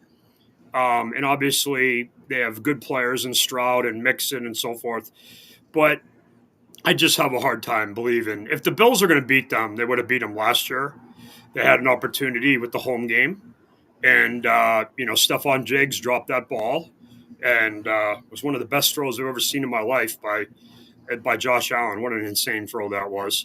And I want the Bills to win. I don't like the Chiefs. I don't like the NFL with the refs and all the other stuff that goes with this team. And I'm telling you this right now, they're going to get Mahomes killed because sooner or later somebody's going to get him for the sliding and faking stuff he does and being protected by refs. Somebody's just going to say. And by the way, Joe Vitt, the Commanders' defense coordinator, talked this about Jalen Hurts. So. We'll see, but I'm not high. I hope the Bills win. I like Josh Allen, but I have a hard time seeing it. I do too, but a good thing would be if the Bills actually want to warm up on the way over there to freaking Kansas City and they get on that plane. Best way they can do it is just go visit freshroastedcoffee.com, get themselves a nice hot cup of Joe, meaning buy your bean bags, dark roast, French, American, decaf. Ugh, decaf is just something else, but I know some people like light water. But you can get your best fresh roasted coffee from Who the hell drinks decaf? No one does. And put in the discount code MAC20 as in Michael Alpha Charlie 20 MAC20 discount code. Get 20% off not only your first order, but your returning orders because we want you to return back to freshroastedcoffee.com just as much as you guys do at SR1029game.com. But yeah, please do us a favor and also visit Tampa Joe's. They were going to have an amazing tailgating party this weekend out there at 9316 Anderson Road in beautiful Tampa, Florida. They hop, skip, and a jump from the airport, and the planes actually fly over Tampa Joe's as the NFC hope to be champions take on the Commanders out there at Tampa Joe's. Visit TampaJoes.com. You guys, great food, great atmosphere, and plenty to do out there at Tampa Joe's. But no, listen, I'm kind of like in the same boat. I'm hoping that Buffalo can knock off Kansas City off their perch, but I don't think they will. And I want to know also, is it me or does it seem like Travis Kelsey has really kind of slowed down? And I don't want to talk about as far as the cold. I just think it's come down to the point where he's just not the same speedster as he was from 2 years ago. And I don't care about the whole Taylor Swift thing, whatever. I don't want to hear that excuse, and that's the reason why he slowed down. But he's just, to me, he's not as sharp as he has been just 2 seasons ago. That position doesn't usually age well because it's much like a linebacker where you're involved in every phase of the game. Even Travis Kelsey, who couldn't block the sun, it's just a different thing. The guys who usually play a long time at that position, like Tony Gonzalez, to a lesser extent, Jimmy Graham, those guys played longer. Gronk didn't play that long. Mark Bavaro didn't play that long. Jason Witten did. Shannon Sharp was a freak show physically, way ahead of his time. He was one of the first really big bodybuilder guys. Ben Coates didn't play that long. Other guys like that. The position doesn't age well, and he's on the wrong side of 30, and he's the primary receiver. And since they let Tyreek Hill go, they haven't really brought in somebody to replicate that. They've tried with Rashee Rice and Hollywood Brown, and they brought in retread guys like Juju and DeAndre Hopkins and so forth. And Justin Watson is like a fourth or fifth guy. If you're a Buccaneers fans, you know who that is. So we'll see, but it is what it is. Tight ends, it's hard to. Great example. You guys are all Eagles fans. My man Ertz on the Redskins now, Commanders, excuse me. He's another one, and he's more of a rotational piece now than every down player. Yeah, excuse me. What's that, GBG? I said we're not all Eagles fans down here. Well, no. I got two of these. I should have said knucklehead 1 and 2. Yeah. See, and they know who they are. So, Yeah, or in Angel's case, just Sirianni's biggest fan. So there you go. So anytime you want to turn Angel's smile into frown, just say NS. Just say that, and he goes into roid rage. It's just hilarious. Angel, I do got to point out though, you have not been fully on board with the Eagles this year, and they've done really well. So maybe he was worried last week. On Sunday when they play, you just got to go against them, and they'll win. It could be a possibility. The only reason why I was so hard on this year, because again, a fallout from last year, and I know my hermano, he talks about it, the same way with other folks, they said let it go. But the whole thing is, I've seen the movie before. We've seen it on Netflix. No matter where you get it, Paramount, no matter what movie you end up watching, we've seen it with the Eagles before. And there's nothing worse to be pissed off when it's cold outside, especially when you live in Philly. Let me tell you, when Philly is the only place that you can walk into, and for those who have kids that are tuning in, you might want to tune out here for the next couple seconds or so. But when we won the Super Bowl, and every morning before I made my way to the Northeast, when I worked out there for SEPTA, the big thing would end up being is that you would turn around, and what would end up happening is I would go inside of Wawa every single morning, and I would say, good morning. And, basically the response would end up saying, what's so fucking good about it? I'm like, oh, I'm sorry, I didn't piss you on Wheaties this morning, so why are you pissed off at me? But then you turn around, when they won the Super Bowl, I've never in my lifetime walked into Wawa and someone said, good morning, champ. I'm like, what part of the world am I in? And everybody was happy-go-lucky for a week. Now, take that and use that along with, if the Eagles lose this Sunday, and I know Pete had mentioned this morning, and by the way, speaking about Pete, as he makes a comment here, he says, if you ever saw how they make decaf coffee, you would puke on site. Great show, boys. Thank you, Pete. And Joey B says, it always comes back to Wawa. It does, Joey B. Wawa's a favorite around here. Along with Deborah says, good morning, guys. Deborah from Bee's World. We appreciate Deborah from tuning in. But, the one thing when it comes down to it, if the Eagles lose, everybody knows in Philly, it's dark and freaking gloomy in the wintertime. Absolutely stinks. But when the Eagles, it ramps up more and more pissed off people where you don't even want to get in your car in the morning because you're going to get attacked by someone. God forbid you say good morning to them. So the reason why I've been so harsh on the Eagles, because they had to prove themselves. I don't care who says what. Dan Orlovsky have talked about it would be a monumental loss or a collapse, whatever. It wouldn't be that big. Not as big as it was last year. Was monumental. That was a monumental collapse for sure last year. They lose on Sunday. It truly comes down to if Nick had a good plan or not. And as much as I've been riding the boys this year, so far they're looking well. Now, any given Sunday, especially during the playoffs, anything can happen. Jalen Hurts, he's been to practice, trying to get the knee loosened up a little bit. And hopefully the Commanders won't do anything dirty to try to prevent him from going out the game. But this is where Sirianni, not Big Dom, you big dope, where Nick Sirianni has to turn around and have Tanner McKee ready at the helm, where he knows he can point at him, go in there and take care of it, just like Nick Foles did when he had to be called in for Carson Wentz. Yes. Is Pickett still out? Yeah, he's still out. Okay, so concussions in the ribs. The ribs, the concussion, he's been partially cleared, not fully cleared yet, but the ribs are definitely the bigger ones that have been hurting him. It's taking longer than usual to heal. Well, the Tanner McKee, right on cue. I don't know who is that. That's not me. No, usually it's from your place. I know the FBI and ICE are coming to get me. The thing with Jalen Hurts, and I think this is very important, it gives you the RPO and the run effect, even with his knee. Right. Tanner McKee really doesn't do that. So that's something that the defensive coaches for the Commanders have to take into account. And obviously they know they're going to get Barkley probably 25 to 30 times. So that's part of what this is. The Commanders' defense really isn't that good.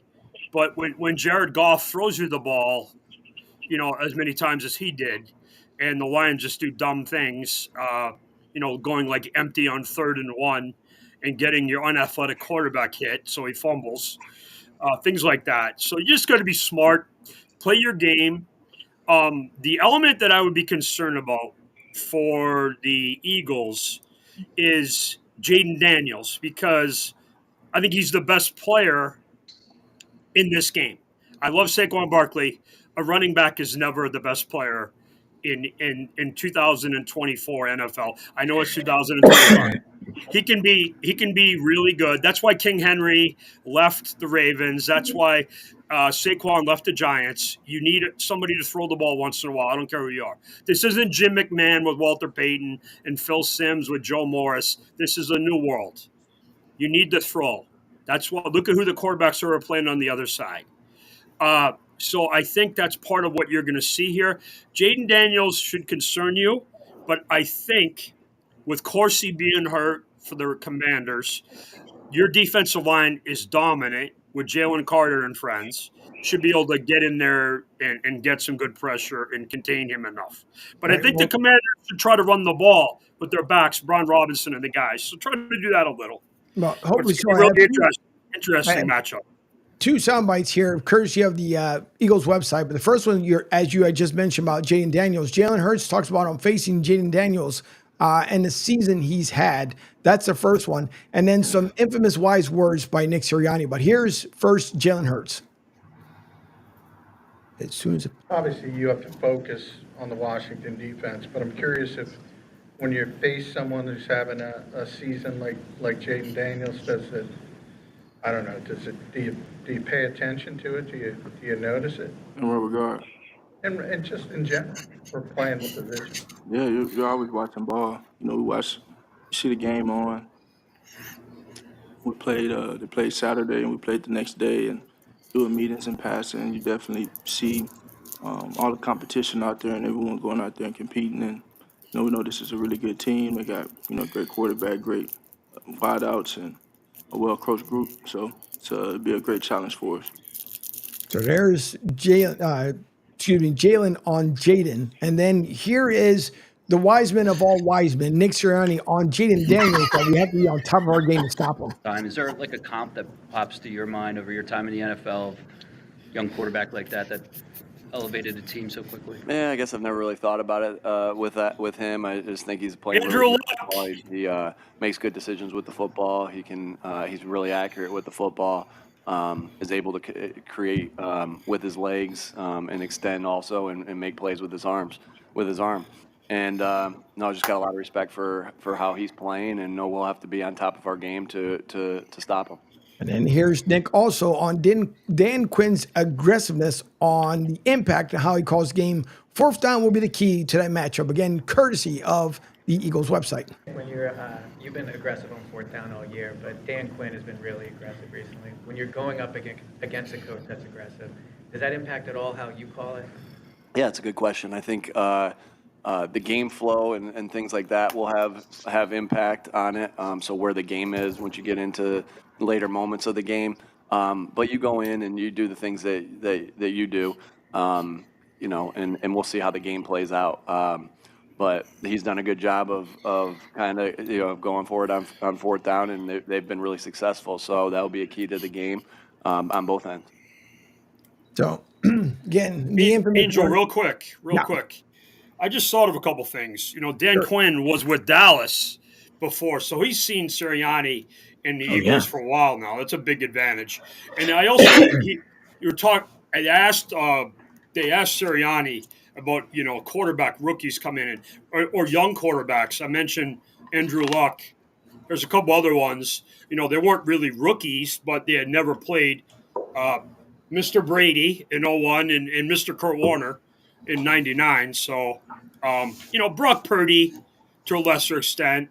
Trying to think who else. No, there haven't been a lot of. I mean, McVay, when he took over the Rams in the first year, they made the playoffs with Goff and Todd Gurley and those guys. But it's very hard. And if I remember, didn't the Browns get good with Baker in his second year? Yeah. And they beat the Steelers. Yeah, playoff. They beat the Steelers in the playoffs. So it's not. No, the difference here is that Jaden was the second pick in the draft. But if you look at their team, I was looking at the Commanders' team, and I believe 7 or 8 of their starters on defense are all free agents. They have like four players. The 2D tackles. The 2D tackles are high draft picks. And then Sanistril, my U of M guy, and one of the other defensive backs, and that's it. One of the safeties. Everything else, the 2 edge guys are Fowler and who's the other guy, the other DN, DeMarcus Lawrence, maybe. That they brought in from the Dallas, who Quinn had, and then he had Bobby Wagner and Jeremy Chin's another guy they brought in free agent. They've done very well, and a lot of these guys weren't big. Again, the 01 Patriots comparison, where they brought in like 25 free agents, including Mike Vrabel, and just hit on a lot of moves. It's harder when all the guys here are Eagles or Bucks fans, and I was a Patriots fan for years and then a Bucks fan, where you're closer to winning, so you only need to make 1 or 2 moves so you can mortgage trades like the Rams did a couple of years ago instead of having to rebuild your team. And we'll talk about Liam Cohen and the Bucks in a minute and the Jaguars. But when you are in a position to win, what Jason Licht is doing, he's adding 1 or 2 pieces here, as opposed to what his buddy Spytek's going to have to do with the Raiders, where he has to get a quarterback and a couple other things. He's got Brock Bowers and some other good players and Max Crosby and all that. But he's going to really build his team. So everybody's in a different stage of their team and where they are to build. So that's why Saquon Barkley is so impactful on the Eagles, because their team's already good. On the Giants, he's kind of minimized because they don't have a lot of good things around him. Correct. So it is what it is. Before I get to Duncan Dad here, because you guys had heard the sirens, and the reason why you heard it is because we have from Tampa International Airport, he got the police escort coming in, who's been waiting patiently here on the party line, is Rick Marcus. Rick, how are you, sir? That was not an escort, trust me. I actually forgot to hit the cough button because there was a second emergency vehicle that went by, so sorry about that. No, that's fine. What's new out there at the airport? Just called like everyone here in Tampa knows, and the rest of Florida. Thankfully, we're not up in the north or in the Panhandle getting nuts falling happening anyway. But like you said earlier, the sun is out, and I was just looking for what do you call Pump Mini or Mini Pump? Where's he at? I haven't heard him today. Oh, Little Pump. No, he's Little Pump. Yeah, he's back in school today because last week he had the ability to come on with of course Gas Pump Guy, and as I originally called him Gas Pump Guy Jr., but now he's Little Pump. But Little Pump, he's in school doing the right thing, what he's supposed to be doing. There you go. Hey, listen, just wanted to get on board with you. I had the same feeling when I was talking last week. I felt like what Eagles team was going to show up against the Rams, and it was kind of the same feeling when I watched the end of that game. I thought when Saquon broke that one opening and ran for the touchdown that the game was over. I think it was like 5 minutes left or so. And after that, everything just started going downhill again. So as I mentioned the other day, if the Eagles can win by or get up by at least 2 scores, I think they have a chance. But I ended up watching the next day the Eagles rerun on NFL Network, and I still felt anxiety, even though I knew the outcome. Yeah, no, it's tough because again, you don't know. It's frustrating. Honestly, it really is frustrating as an Eagles fan because Pete said this morning, like, I would love to be in your place. Okay, I love to be in my place too. Problem is that this is the game, just like, and I compare it to the World Series. Everybody loves 2 words, Game 7. And when it comes down to it, if you're in the ALCS, NLCS, your team is destined for greatness, and they're getting ready to go to the World Series until they didn't. And it's one of those things that you just know. We've seen the slow starts from the Eagles. The Eagles cannot afford a slow start against the Commanders. Now, a couple of weeks ago, obviously when they played the Commanders, a whole different thing. You're playing against the best defense, in my opinion, in the NFL. But you can't start slow off the gates. Or like last week. Last week was a fast start, and then they went from drive to neutral. And then decided to put it back on drive, I don't know, the last maybe 8 minutes of the game. Then you also have Jake State Farm Elliott, who's been just guaranteed to knock it in there. And we don't. We've seen Jake forget the State Farm. Forget Elliott. Farm. Yeah, it's been a mess when it comes to kicking. I mean, listen, honest to God, what is it with a kicker that they get into their own heads and like ball, foot, uprights? They don't do it that way. I don't know what the deal is. So hopefully it doesn't rely upon a field goal game, because if that's going to be the case, Jake could shake himself up. I hope not, but we shall see. Duncan Dad, I know you've been patiently waiting to make some commentary. The floor is yours, sir. No, I'm good. I'm good. I like sitting back, taking it all in, processing. I have something to bring up. Go ahead, Jay. I'm not even being funny when I ask this. Sure. Do the Eagles have a practice squad kicker? Yeah. Yeah. Who is it? Who is it? The GM. Yeah. Oh, I'm being serious. Hold on. I got the roster right here. Hold on, let me look. Yeah. They don't. I have the roster. Let me look. I'll tell you right now. On his son. Yeah, all they have this, the guy they picked up who's basically, he's kind of like a backup to the backup, but they don't have a backup kicker, no. Right. No, they usually the punter. That's why I said the GM, because they really don't have anybody. So it's either Jake or bust, one of the two, unless, you have, I don't know, big pay slated decides the one is in there and kick a field goal. But other than that. Okay, so the part of this that it's really interesting as far as this game goes. This is one of the rare games. I watched the Eagles Commanders, the second game where the Commanders had the big comeback and they scored like 10 seconds left. That was the game where Pickett came in and played. You build up the big lead. Sure. And then Daniels Hurts went out on the third play of the game. Yeah. And Pickett played well, but they still came back. And Barkley had a good game. It was just Jaden Daniels just played really well. And it wasn't all McLaren. It was other receivers making catches. So it was a really interesting game. So yeah, go ahead. Talk. Yeah. No, there was a lot of space in the middle of that defense in the second game that Washington won earlier this year. The big thing that we're watching right now in Philadelphia is what is going to be the status for Cam Jurgens and what's going to be the status for Dallas Goedert. Goddard's dealing with an ankle injury. Jurgens is a lower back injury. They actually had Landon Dickerson taking some snaps. So he moved from left tackle into center to take snaps yesterday at practice. Jurgens missed both Wednesday. Left guard. Yeah. He's missed Wednesday and Thursday practice. So today's designation, once this all comes out here in about an hour and a half after the program, following. No, I'll say this to you guys also. That's a huge component, number one, to the offensive line, to the running game. They run well off the left side, but, little things like this, you've got to be ready to adapt to, move on. And all the more reason now that probably some of these RPOs, if this happens to play out where Jurgens isn't able to play, are going to be dialed back and turn Jalen into a more passing quarterback. And you're going to ask a lot out of Saquon to have to defeat more than just that first, second level guy, because odds are that drive that he initially gets with a little pause and patience, you lose that when you take an all-pro guard and slide him in, and you lose an all-pro center. So little bit of concern. Hopefully he gets off the designation and he's marked as questionable or whatever. But they got to get it in. So we're going to find out really soon what the Eagles are looking for and what they're looking ahead at with these guys. And that's a big thing, man. Anytime you reshuffle your O line, it's never good, and that was part of what kind of did the Lions in.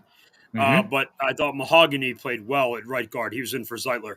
Here's the other thing that I haven't. You guys watch Eagles more than I do. N'Kobe Dean getting hurt, and the guy who replaced him, Burks. Nolan Smith. Burks. Yeah, Burks. Well, Nolan's an edge, but Burks is the guy from the 49ers last year. When was it Greenlaw had his leg fell off when he was dancing going into the game? And he was terrible in that game. The Chiefs attacked him. He's not a pass cover guy. He's a run stopper. Chris Spielman, Jeremiah Trotter, downhill guy. Ted Johnson, that type of guy. So he's not a good cover guy. So you wonder if the Commanders go after him. If you go back and watch the Chiefs beating the 49ers last year, and I'm killing Kathy, my business partner, is a huge Niners fan. But a guy is somebody who can be attacked. Now, here's the thing. You might sub him out of the game and just keep Braun in and nickel and dime stuff. And that's what the Commanders do anyways. They do a lot of spread out. They do the 12 personnel with the 2 tight ends and the wings. They did this to the Lions all game. 2 tight ends on each side of the tackles and the outside receivers. They do a bunch of bunch stuff. They spread you out. They're not a big – this isn't the John Riggins, Joe Gibbs, 3 tight ends and hand the ball off fun bunch stuff they used to do. So it's a completely different team.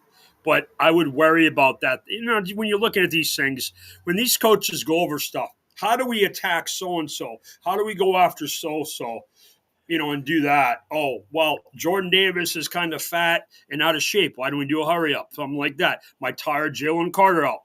Things like that. Because remember, when you're – sorry, let me finish. When you're going after this type of guy instead of Jared Goff, and before you interrupt this type of guy – instead of Jared Goff, a statue type guy, it's harder to chase this guy than Jared Goff or Matthew Stafford or whatever. You just made the point. You're exactly right. When you have one of the reasons why I think everybody really wasn't overly concerned going into the Rams game, and then they hung around, obviously, was the fact that Stafford is your traditional pocket quarterback, right? So if you can mark up his receivers, and you don't have a lot to deal with Williams, and he's fumble prone, he doesn't really like to get a lot of contact, et cetera, et cetera. Now you put Jaden Daniels back there to spread out this defense, and you get enough space, and you have depleted personnel now on the second level. Like, he's going to take advantage of it. And that's exactly what he did in that second game. He was like, oh, there's space. Guess what?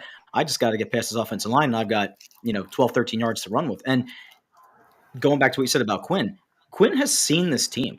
This is not anything new, right? His offense, his defense, they're in sync. 2 times this year, all the experience with Dallas, they know how to play against Philadelphia. They're not scared coming into the Link. It's a division game. That's all it is. Yeah, that's all it is. Very good point. They with the way that the Eagles are dealing with some of these injuries right now, they match up very well to take advantage of those deficiencies.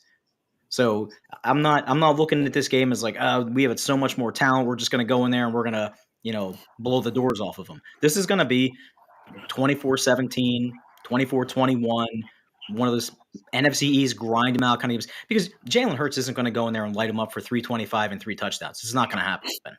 No, it's not. And by the way, as we've blown through the commercials here, I got to get the time and temperature in. The time is 11:35, and it's cold out there no matter what. I bleep that out for those with misinformation ears. God, I can't stand that stupid ass word. But nonetheless, here's Joey B, who's been patiently waiting with his comments. Let's go with the first one back up here. He says, the Commanders +6 going to be closer than many people think. Quinn is a better coach than Sirianni. It will be close. I'm not going to argue with as far as to who I think and what I think of Nick Angel, I think, wrote that. No, that wasn't me. That was Joey B. I had nothing to do with that one. By the way, he follows up with Carroll to the Raiders for only 3 years with a 4-year team option. Doesn't sound like a rebuild mentally. They think Carroll can get them back in a 3-year window, basically head scratcher higher. And listen, it could be right. It could be right because, again, I'll talk about that in a minute. But also, he follows up with the Raiders are 5 to 6 years away and need to draft. Pete Carroll equals Band-Aid hire to stabilize the locker room. So listen, it's just I don't know what the Raiders are thinking. I mean, obviously, it went with Antonio Pierce. According to everyone else, everybody wanted supposed alleged. We don't know. We're not in the room, but they wanted Antonio Pierce. He felt like he was going to be the leader going forward to the Raiders. I don't think anybody was seriously convinced that Antonio Pierce was. On the flip side to that note was also when people were saying, "Oh, because he was black." Again, coaches have come and gone, regardless of the color of their skin. They've come and gone. Because if you guys want to make the same statement, take a look at what Pittsburgh's coach, who's been there, 10 plus years at this point with the Steelers. So it drives me nuts when people want to throw, different ethnicity cards out there. Antonio Pierce just wasn't the answer for the Raiders. And they kind of knew halfway throughout the season that he wasn't. Now insert Pete Carroll. Pete Carroll decided to take himself away from Seattle. It doesn't mean that Pete Carroll could have had the same success that he had in Seattle with the Raiders. But the Raiders right now are dysfunctional organized. Nothing like the goofy sperm wheel Aaron Rodgers Jets. Nothing like that.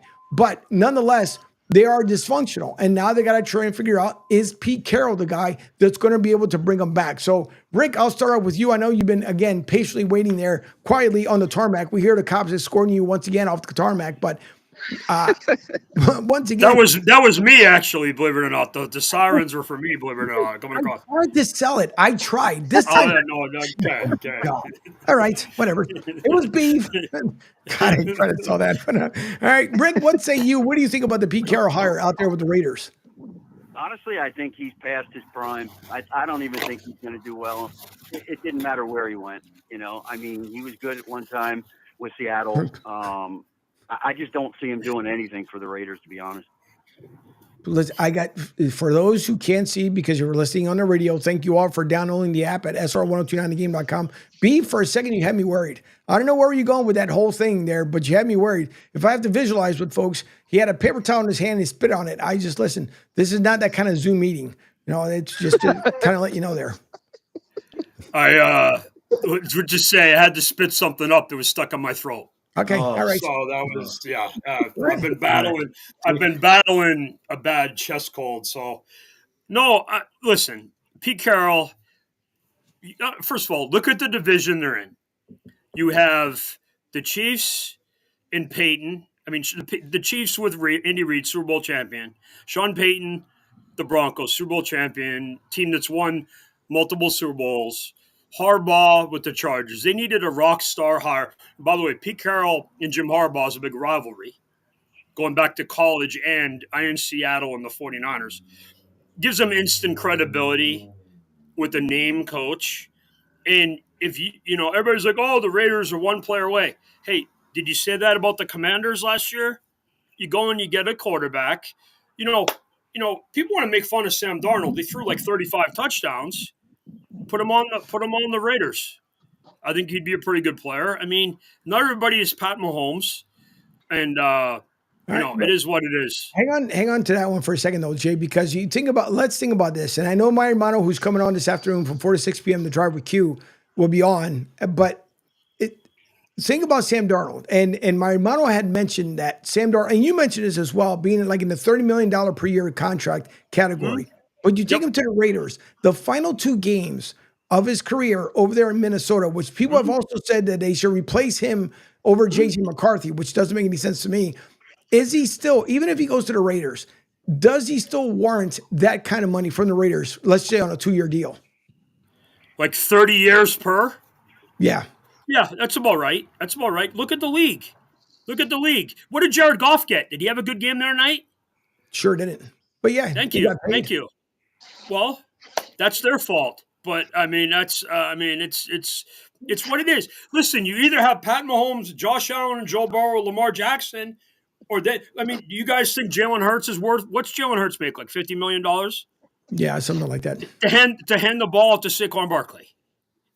But I mean, it's real. Look at what happened to the Giants when they had to pay Daniel Jones. They foolishly let Saquon go. You have to have somebody to play quarterback, whether he is the second coming of Christ or not. I mean, I make the comparison with Goff. He's closer to Joe Flacco than Joe Montana. But here's the thing. Joe Flacco could win when he had Ray Rice, Ed Reed, Haloti Ngata, Ray Lewis, a lot of great players, Terrell Suggs, great players around him. If you surround a good quarterback, your team is a great example, the Eagles. Jalen Hurts with a lot of good players, you're fine. Just don't be a banana head. Don't be out beating women, getting arrested, doing dumb stuff, and embarrassing the team, doing PDs, all the other stuff that gets guys in trouble. But you can win. Baker Mayfield's a great example. He moved around, went to different teams. He finally came to a good place. He had Canales, now Liam Cohen, Benedict Arnold, who's left. So the way their situation is set up, every one of these guys, Sam Darnold had kicked around the league and not found. Does anybody really think Brock Purdy could go to Cleveland and win? No way. No. Okay, so that's what I'm talking about. Tua is another guy. Two on the Dolphins. I mean, I could go and play with Tyreek Hill and win 7 games. I mean, it's just the way it is. But the reality of the sport, you have to have somebody play quarterback. The Patriots thought they were the second coming of Christ and the smartest guys in the room. How's that worked out? Yeah, but now you figure they picked up Mike Vrabel. You know, Mike Vrabel. I mean, Mike doesn't play quarterback. I know he doesn't. I understand that. But my thing is, you figured, I mean, listen, Kraft knew that he made a humongous mistake. He owned up to it. Now he grabbed Vrabel. Vrabel turned around and grabbed Josh McDaniels for his 3rd stint with the New England Patriots. I mean, it's got to get better than what it was. A lot better. I mean, this year for the Patriots, even Patriots fans went back to their old uniforms before they started winning Super Bowls. That's how embarrassed they were. The only thing is they weren't as embarrassed as Cleveland Browns fans, where at least this year, semi-year, they were able to take away the brown bags and give it to somebody else, but then they had to put it back on the end of the season because Deshaun Watson will not be the starting QB for Cleveland. And then it makes you wonder, too, is Jameis Winston going to stay there, or do they shop around for Jameis Winston if somebody else needs their services? So at this point, truthfully, Cleveland has got 99 problems. And the problem is that they're going to have to figure out who in the world wants to come in as their starting QB because they're in shambles at this point. If we're being honest, you got the Jets, you got the Browns, and they got to figure out what they're going to end up doing because the Jets are just as bad. And this whole nonsense too with Aaron Rodgers, I'm going to wait to see who our head coach and our team. Nobody wants you, bro. Nobody. I don't care for Rodgers. Yeah, you made your Netflix documentary and basically you told the entire world you were going back to Bogota or wherever it was that you were and go breathe in your dark room and go spend time with whales and do whatever else that you want because no one wants you in New York, period. The biggest bust you've ever been. Whales. Can I interrupt just 1 second? Sure. Yeah, I have to get going, but I just wanted to leave my comments. I think the picks that I have is all I wanted to say, but I think the Eagles are going to win by 1 point, and the shocker is going to be, and I know you guys are going to disagree, and I know Duncan Dad already has disagreed with me. Jake Elliott. Buffalo, and I'm going to take them by 13 points. Oh. Buffalo? 13 points.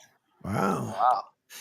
I think it's more likely that they score less than 13 points than win by 13 points.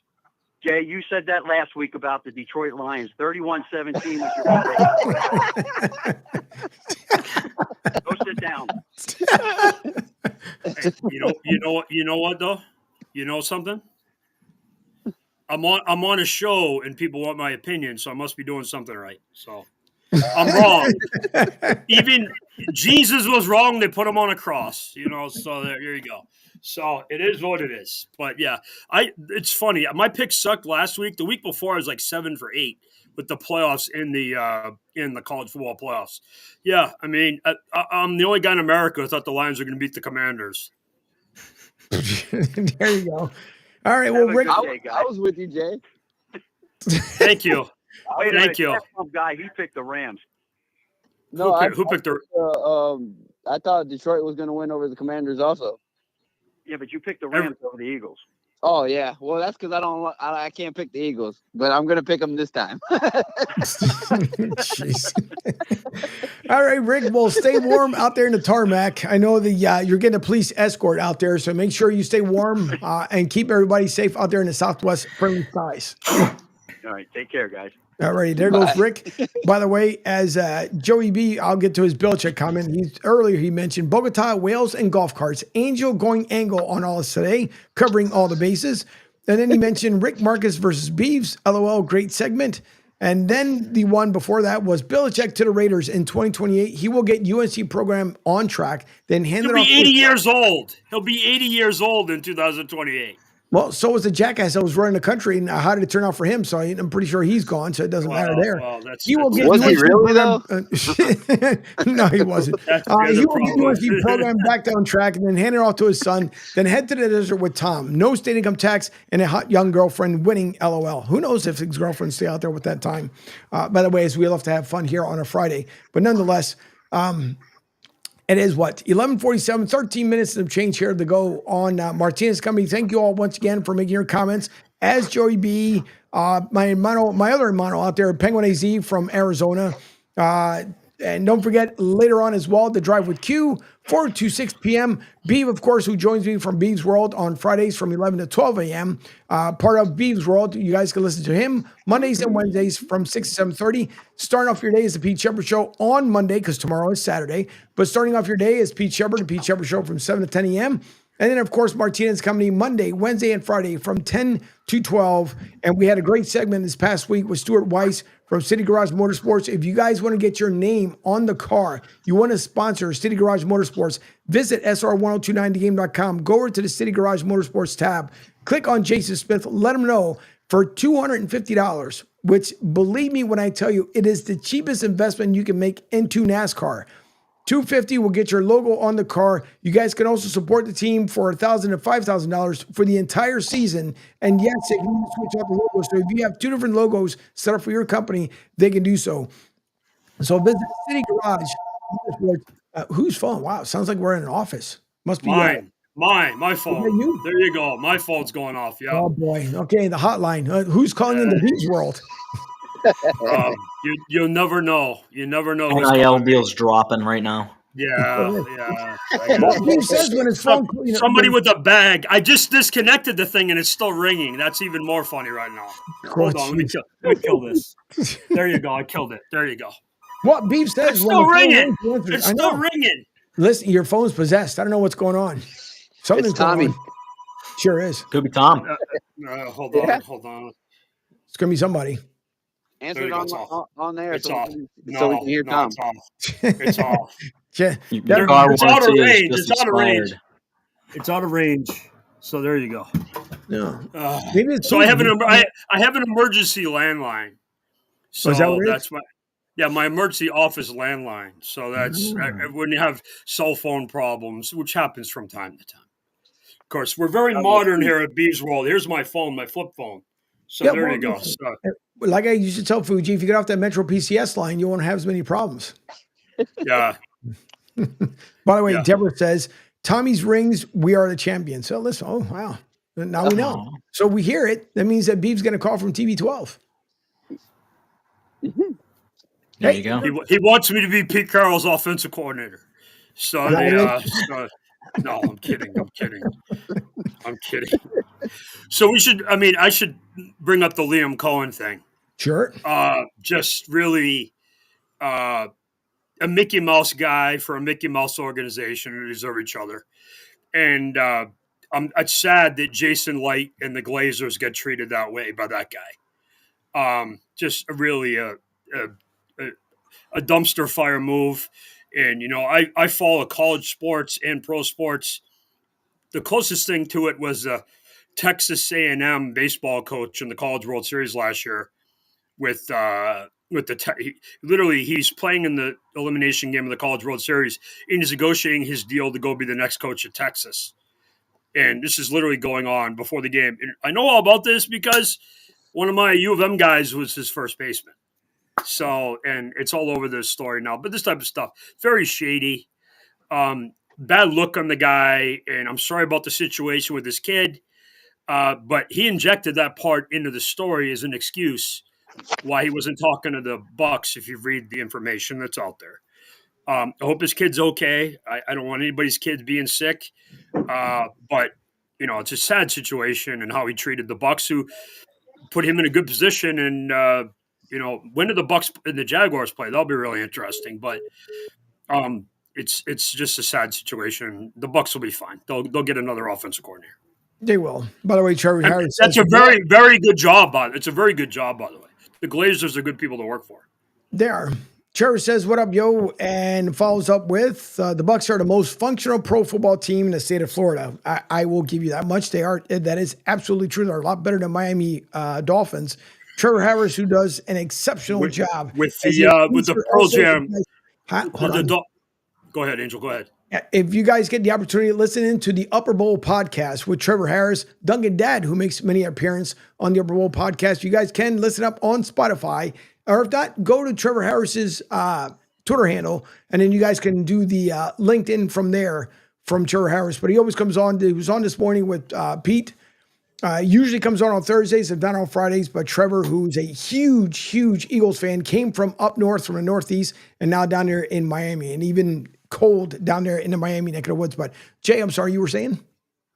No, I said the Dolphins coach looks like a roadie from the Pearl Jam tour. How does he still have a job? I don't get it. He plays for the Dolphins. He's the coach of the Dolphins. I mean, hold on. More of his players don't go to his meetings and his practices. I mean, he's a clown. The guy should be fired. Right. That's what I don't understand. How does Miami still hang on to him? I mean, you're not going anywhere. And then you have, listen, God bless Tua. I get it. I understand. You wanted to come back. You are one concussion away from being done in the NFL. So I don't understand how in the world that they end up hanging on to him, unless he just want to have another losing season. I mean, obviously you have Tyreek Hill. He's always filled with drama. Now he's saying he doesn't want to go anywhere, blah, blah, blah, this, that, and the other. Then next week he'll make, another choice of what he wants to do. But Miami is not going anywhere with McDaniels at the helm. Don't know what to tell you. What's that noise? There you go. That's not me. Maybe it's Gas Bump Guy. No, he's off the line. GPG's gone. Yeah, he's gone. It's just us. Yeah, it's just us, but nonetheless, about 7 minutes here left. But I gotta roll in about 5 minutes. But I will say, in the games, I like the Eagles like 27 or like 21, and the Chiefs like 24-20. Chiefs 24-20. Yeah, I know Rick's writing this down because everything I say is gospel. I mean, he knew exactly what my score was from last week. By the way, Trevor says not cold at all. Hey, Rick, let me let in a secret. See this guy behind you right here? That 7-ring guy? I was right about him. Very important. All right. We'll see. Trevor says, by the way, Stephen Ross won't fire Mike McDaniel or Greer because they're not embarrassing the franchise. Okay, and then as he tells you to watch out for the Dolphins PR, they'll come after you with Tua takes. Listen, I'm again not bringing down Tua. I'm just saying that he is, everybody knows he's one injury away from being done, and we're hoping that it doesn't happen. But again, I think Mike McDaniels doesn't set up Tua to be the best option for the Dolphins. That's just my own opinion. What the heck do I know? But it's just, you have losing season after losing season. Mike McDaniels came out this year with a perm and sunglasses. I don't know what. I don't understand what was going on with that, but maybe he wanted to go back to the future to understand what was going on. So so Angel, no perm, no sunglasses. Okay, so yeah, it is what it is. No, I mean, again, we talk about there's 32 teams. Not every team's goal is to win the Super Bowl. They're there to make money.